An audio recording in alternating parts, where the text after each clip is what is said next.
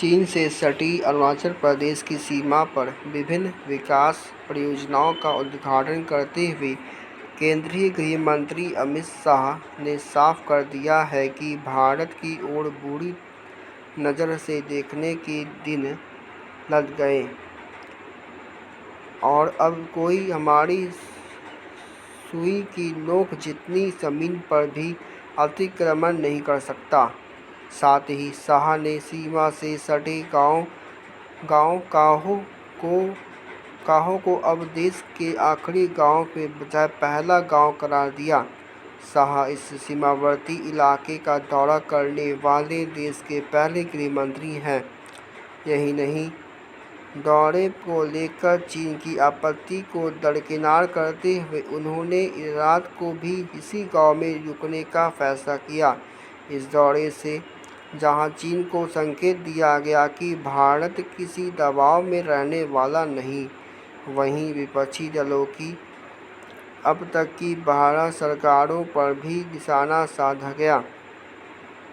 शाह ने कहा कि बॉर्डर इंफ्रास्ट्रक्चर पर जो 12 सरकारें नहीं कर सकी, वह नरेंद्र मोदी सरकार ने 2 कार्यकाल में ही कर दिया।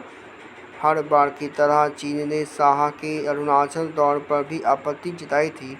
कुछ दिन पहले ही चीन ने अरुणाचल प्रदेश के कुछ क्षेत्रों का नामकरण कर इस पर अपना दावा जताने का भी कोशिश की थी, लेकिन शाह ने अरुणाचल दौरे पर भी आपत्ति जताई थी।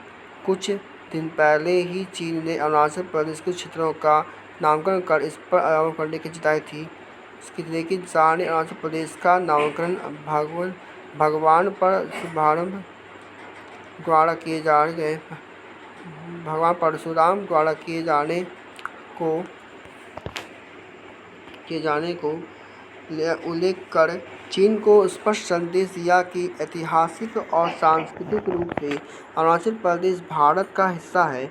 उन्होंने कहा कि मन की दूरियों की वजह से काहो गांव को भारत का अंतिम गांव कहा गया जाता था, लेकिन मोदी सरकार ने इस दूरी को मिटाते हुए इस गांव को देश के पहले गांव की संज्ञा दी है। सीमावर्ती इलाकों के विकास की अब तक की गई अनदेखी को देश की सुरक्षा के लिए खतरनाक बताते हुए शाह ने कहा कि मोदी सरकार इसे सुधारने की कोशिश में जुटी है। किबिथु काहो मिसई पर समेत 5 गाँव में वाइब्रेंट विलेज प्रोग्राम की शुरुआत करते हुए शाह ने कहा, पीएम मोदी ने सीमावर्ती गाँवों में रोजगार देने और विकास करने के लिए यह प्रोग्राम शुरू करने का फैसला किया है।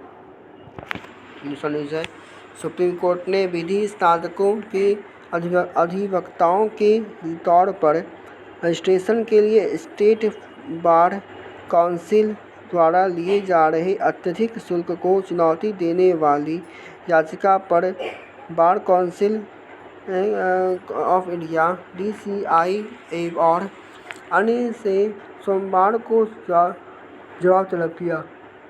प्रधान न्यायाधीश DY Chandrachud, justice PS Narasimha और JB पार्डीवाला की पीठ ने याचिकाकर्ता गौरव कुमार की ओर से दाखिल प्रतिवेदन पर गौर किया और स्टेट बार काउंसिल सहित विभिन्न पक्षकारों के नोटिस जारी करने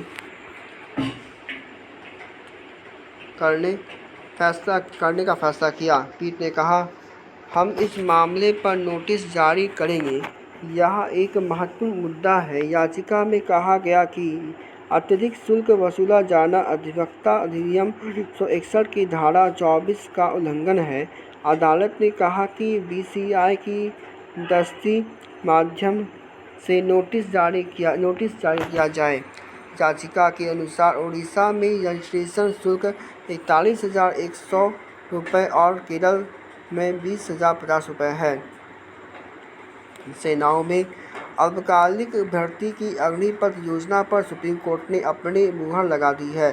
शीर्ष अदालत ने सोमवार को उन 2 याचिकाओं की खारिज कर दिया जिनमें अग्निपथ योजना को बरकरार रखने संबंधी दिल्ली हाईकोर्ट के फैसले को चुनौती दी थी। सुप्रीम कोर्ट ने कहा कि अग्निपथ योजना लागू होने से पहले रैलियां रैलियों जैसे भर्ती अभियान में चयनित अभ्यर्थियों को नियुक्ति का निहित अधिकार नहीं है। प्रधान न्यायाधीश D Y. Chandrachud, justice P S. Narasimha और जस्टिस जे.बी. पार्डीवाला की पीठ ने हाईकोर्ट के फैसले के विरुद्ध गोपाल कृष्ण और अन्य और अधिवक्ता एम.एल. शर्मा द्वारा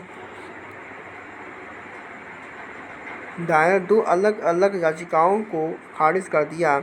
हालांकि पीठ ने अग्निपथ योजना की शुरुआत से पहले भारतीय वायुसेना में जुड़ी एक नई तीसरी याचिका पर सुनवाई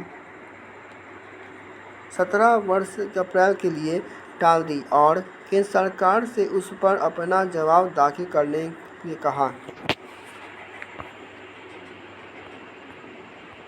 पीठ ने दिल्ली कोर्ट के फैसले में हस्तक्षेप करने से इनकार करते हुए कहा, क्षमा कीजिए, हम हाईकोर्ट के फैसले में हस्तक्षेप नहीं करना चाहते। हाईकोर्ट ने सभी पहलुओं पर विचार किया था। शुरुआत में वायुसेना में नौकरी के आकांक्षी कुछ अभ्यर्थियों की ओर से पेश अधिवक्ता प्रशांत भूषण ने कहा कि याचिकाकर्ताओं को अस्थायी चयन सूची में शामिल किया गया था। गुजरात सरकार ने सुप्रीम कोर्ट में 2002 से 2006 के बीच कथित फर्जी मुठभेड़ों से जुड़े एक मामले में याचिकाकर्ताओं के साथ दस्तावेज साझा करने पर आपत्ति जताई तथा कहा कि याचिकाकर्ताओं के याचिका दायर करने के अधिकार एवं व्यय पर उद्देश्य पर बड़ा संदेह है। सरकार ने कहा कि क्या उन दस्तावेजों की अपने अजनबियों के साथ साझा किया जाना चाहिए। शीर्ष अदालत वरिष्ठ पत्रकार बी.जी. वर्गीज और प्रसिद्ध चित्रकार जावेद अख्तर व शबनम हाशमी द्वारा 2067 में दायर 2 अलग-अलग याचिकाओं को सुनवाई कर रही थी। 2007 में दायर 2 अलग-अलग याचिकाओं की सुनवाई कर रही थी, जिसमें कथित फर्जी मुठभेड़ों की जांच की मांग की गई थी। यहाँ बता दें कि वर्गीज का 2014 में निधन हो गया था। इन 17 कथित फर्जी मुठभेड़ों की जांच की निगरानी के लिए सुप्रीम कोर्ट के पूर्व जस्टिस एच.एस. बेंदी की अध्यक्षता में एक समिति का गठन किया गया के विरुद्ध खड़े हैं। जब जावरोवा में पूछा गया कि वह रूस और भारत संबंधों में देखते हुए सुझाव देगी, तो उनका जवाब था, भारत एक बड़ा देश है, उसके साथ रहना महत्वपूर्ण है, लेकिन उसे किसी देश के साथ किस तरह का आर्थिक संबंध रखने की कल्पना है, इसको लेकर हम निर्देश देने की स्थिति में नहीं है। यह भारत के हित में होगा कि वह अपने ऊर्जा और सुरक्षा जरूरतों को सिर्फ एक ही जगह से पूरा नहीं करे।